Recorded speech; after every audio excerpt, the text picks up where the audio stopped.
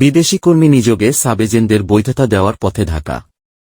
বিস্তারিত জানতে ভিডিওটির শেষ পর্যন্ত দেখুন। বিদেশি কর্মসংস্থান খাতে সাব এজেন্টদের কার্যক্রম নিয়ন্ত্রণ ও বৈধতা দিতে নতুন আইন আনছে বাংলাদেশ সরকার। 2024 সালের শেষ নাগাদ এ আইনটি কার্যকর হতে পারে বলে জানিয়েছে মালয়েশিয়ার স্থানীয় অনলাইন নিউজ পোর্টাল মালকিনি। তারা বাংলাদেশ পার্লামেন্টের মাইগ্রেশন ও ডেভেলপমেন্ট বিষয়ক ককাসের চেয়ারম্যানের বরাতে জানিয়েছে, বর্তমানে অনানুষ্ঠানিকভাবে কাজ করা এসব সাব এজেন্টদের নতুন আইনের আওতায় আনা হবে। এতে বিদেশে কর্মী পাঠানোর ক্ষেত্রে চাকরির কেলেঙ্কারি ও অতিরিক্ত নিযোগ ফি দাবির মতো সমস্যাগুলো সমাধান হবে বলে আশা করা যাচ্ছে।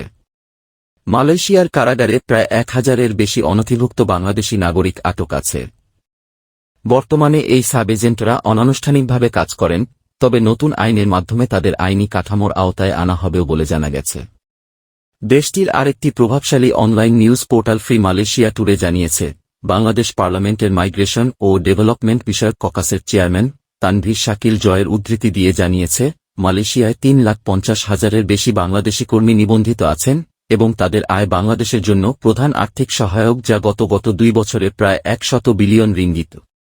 এছাড়া বাকি যারা আনডকুমেন্টেড তাদের যদি আমরা বৈধতা দিতে পারি তবে সেটার ফল আরও ভালো কিছু হতে পারে।